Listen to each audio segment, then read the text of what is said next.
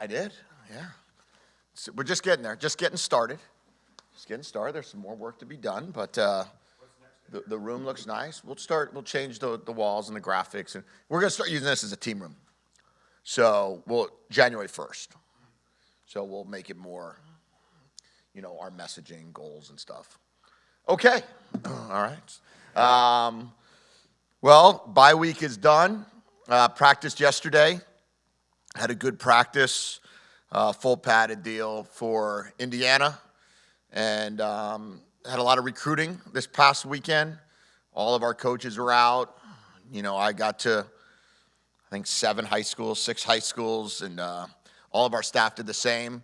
So we were able to, I think, cover about 75 high schools this past 3 days, Thursday, Friday, Saturday.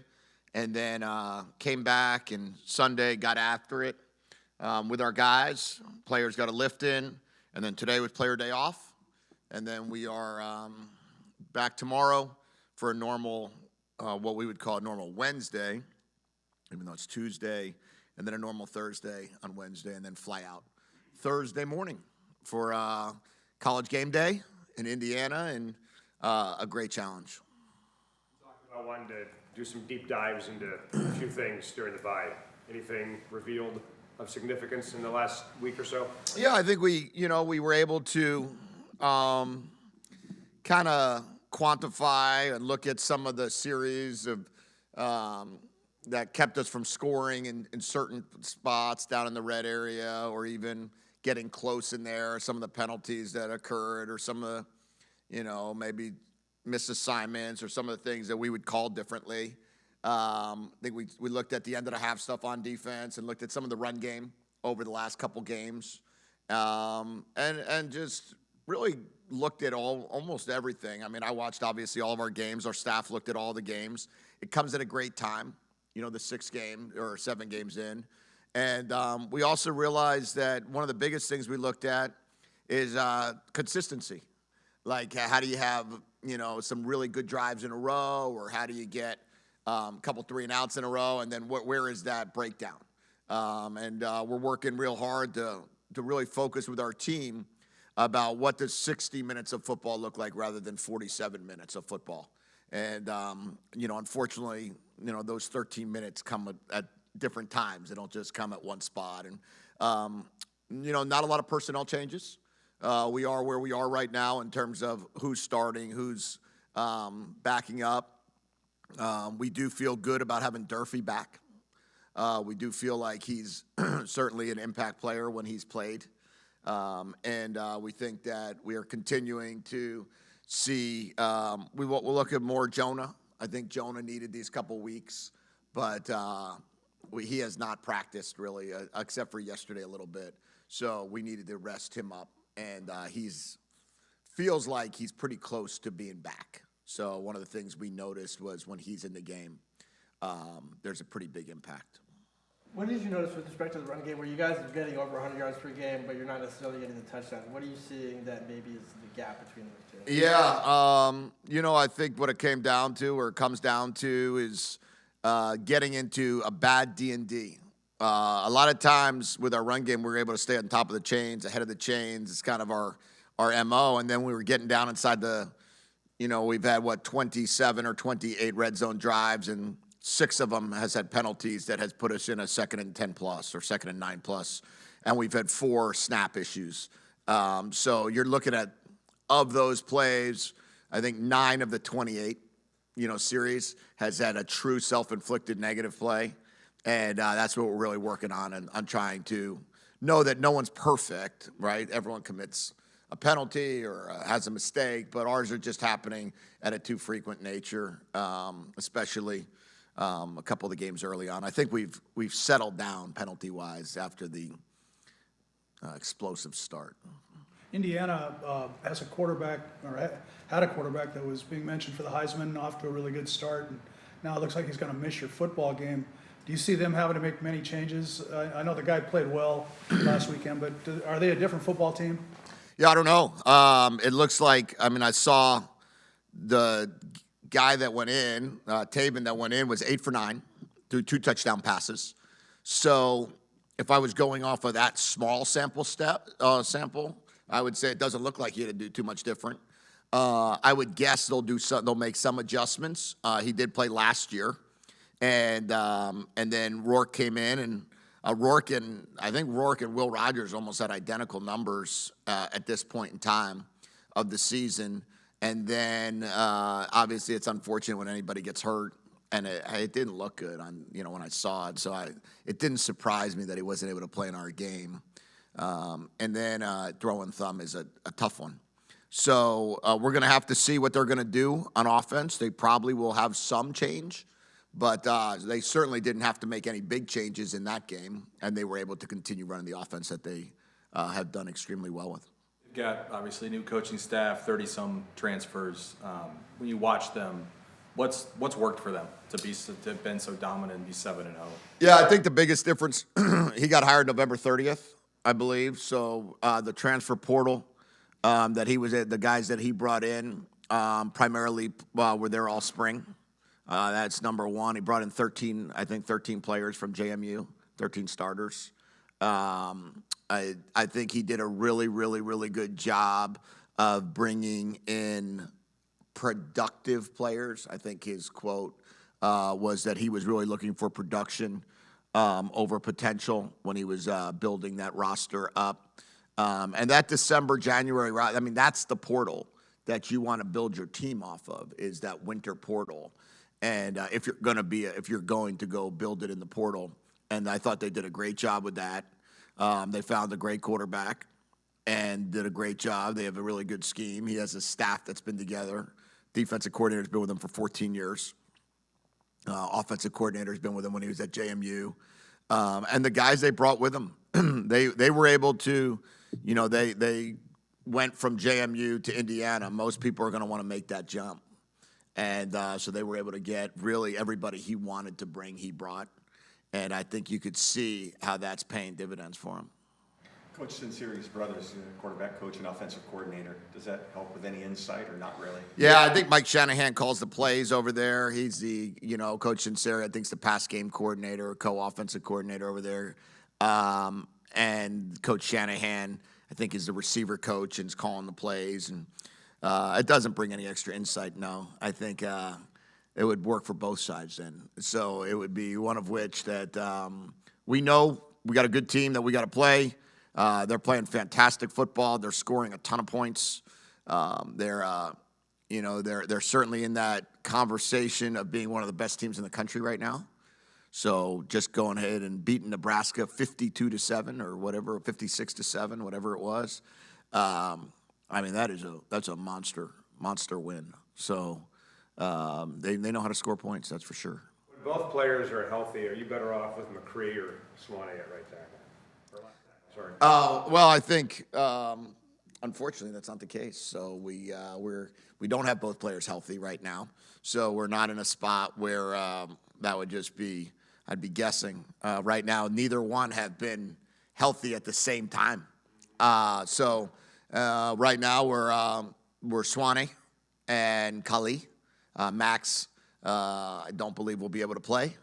So we're using those two guys at left tackle, and then mixing Drew in there as well.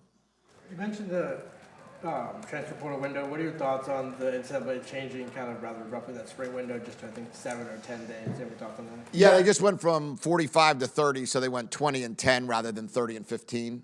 Again, I think that, the winter portal is the portal where you see most of the change, right? The spring portal is some disgruntled guys after spring ball's over, or maybe they wanted to give a new coaching staff a chance, and then decided they wanted to go into the portal. In the spring, rarely are you getting a lot of guys that are going to be starting for you. Our case was a little bit different because of the fact there was no winter portal. But I think it's fine, whatever the NCAA decides regarding that, and I don't know if that's going to get evaluated every year. Are they going to look to see, is it going to be one portal or two portals? Ideally, as coaches, we always would like to know who our team is in January. And then next January, reevaluate it. It's a lot more challenging when you have a whole spring and then you have to restart. except in our case last year when we didn't get here till the middle of January. I think in a normal situation, you look at Mike Elko's situation, right? He got hired December 1st. You look at Signetti, December 1st. You look at Kalen, myself, we were January 15th, right? So it's just different, or 18th, whatever it was. So it's just that you want that whole year. You want that year to be able to see. But if you eliminate the spring portal, then where would guys, like our situation, what would happen? And I think that's what they have to figure out before they make those big decisions. You took Jordan Shaw out of the portal.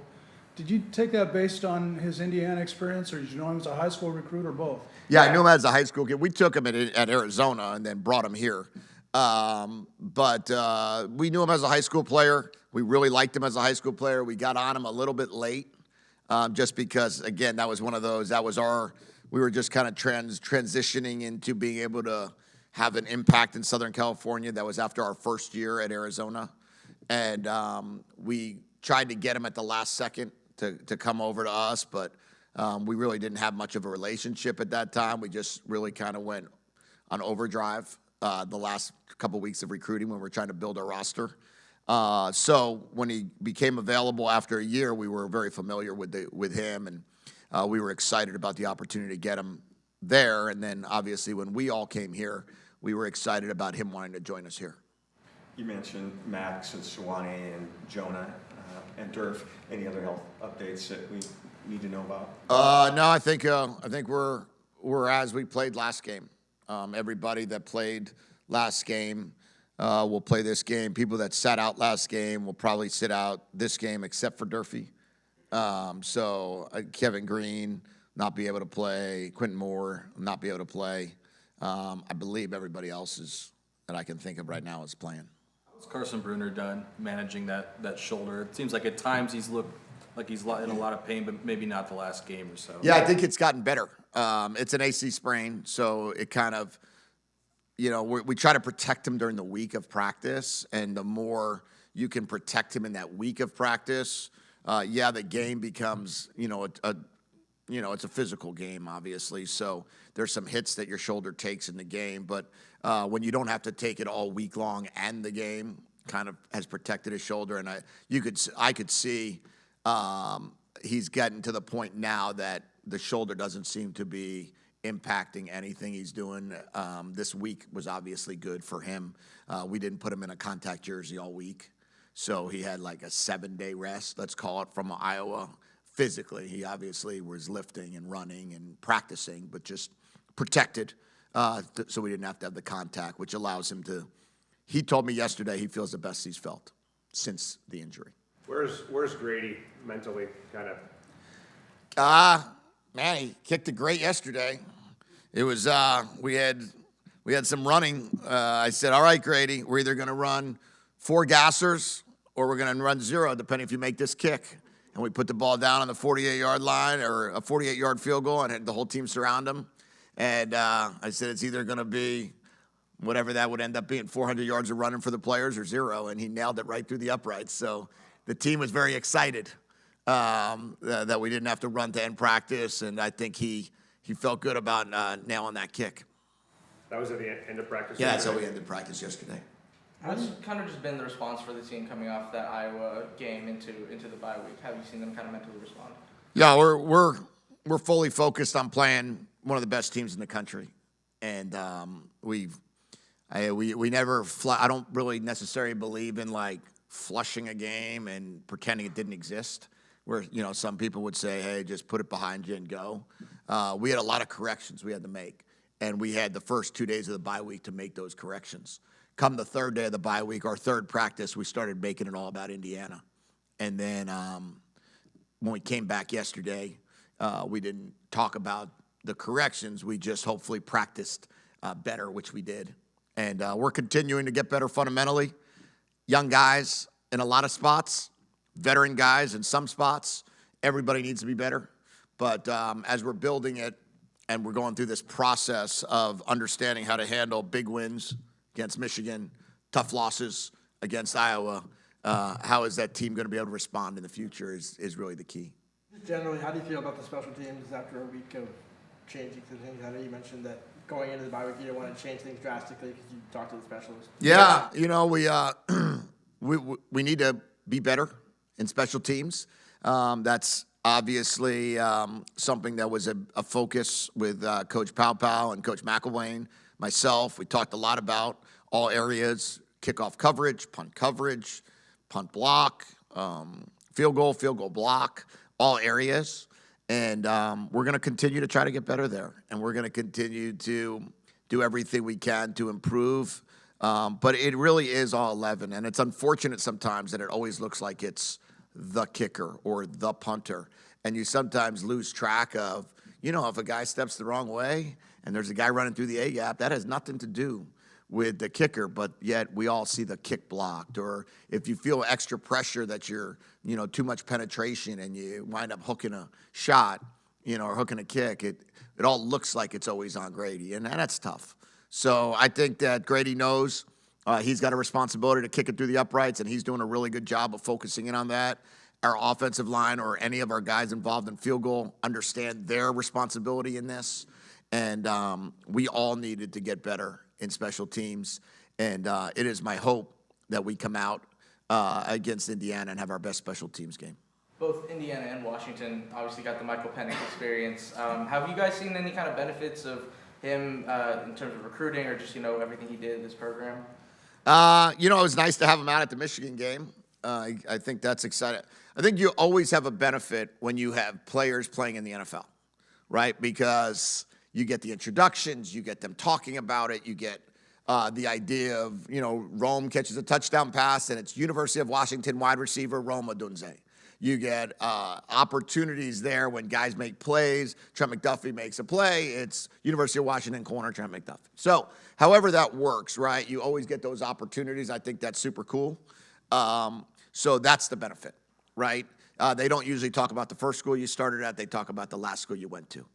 And that's just kind of the way life is. And so we're very fortunate that there are so many players in the league right now. Obviously, there's, 13 from last year's team that are in the NFL right now out of 22 starters. So it's a pretty amazing team. And it's pretty cool to be able to follow those guys and root them on. Isaiah Ward and Durfee were the starting edge rushers in the first two games, and then we know what happened to Durfee. He got banged up. Ward's job kind of changed too. He's come off the bench instead of been out there on the opening series in the last, 5 games. Has he been banged up, or is it just scheme? No, that's been more based on the type of teams we're playing. We've been playing a heavy run group of offenses. When you look at really from Northwestern game on, Northwestern, Michigan, Rutgers, all those teams have been very much heavy run-based. And Isaiah Ward's greatest trait is his ability to rush the passer. So I think he got the last sack in the game against Michigan, right in the 2-minute drive when they were down 10. But we just need to figure out, this is a big game for Isaiah Ward. This team knows how to run and pass really, really well. So this is a great opportunity for a guy like Ward, obviously Durfee, Jacob Lane, Holtzclaw, the whole group to be able to show up. And we're going to need everybody in a game like this against the number 1 offense in the Big Ten and I think top 5 offense in the country. Seems like teams have not been super eager to run the ball against Indiana. Obviously, part of that is game state. But have you guys seen any opportunity there, especially with Jonah getting a little bit healthier through the league? I think the biggest thing against Indiana has been they've never trailed. So they're playing with a lead every single game. And when you play with a lead, there's that, play caller anxiety that when as an offensive play caller, that you're sitting there, if you always feel like you're behind, you have more of a tendency to want to call a pass, or if it's an either or in your brain, you lean pass. And I think that's what's been going on with Indiana. And they've been getting up on Team 7, 14-0, quickly. I think Maryland did a good job of balancing them both. And there was 28-all going into the fourth quarter. Northwestern, they had a situation where it was 14-10 at halftime or something to that effect. And then all of a sudden it's 21-10 and the run game slows down a little bit. So, yeah, the key is for us to be able to run the ball. We have to be able to run the ball. That's how we're building this team. That's how we're building Washington football for the years to come. Good run game, great defense, take shots down the field on offense. and be explosive and get wide receivers touchdowns. That's what we believe in. That's who we are. So we need to run the football if we're going to be successful. Thank you, everybody. Okay, thank you guys.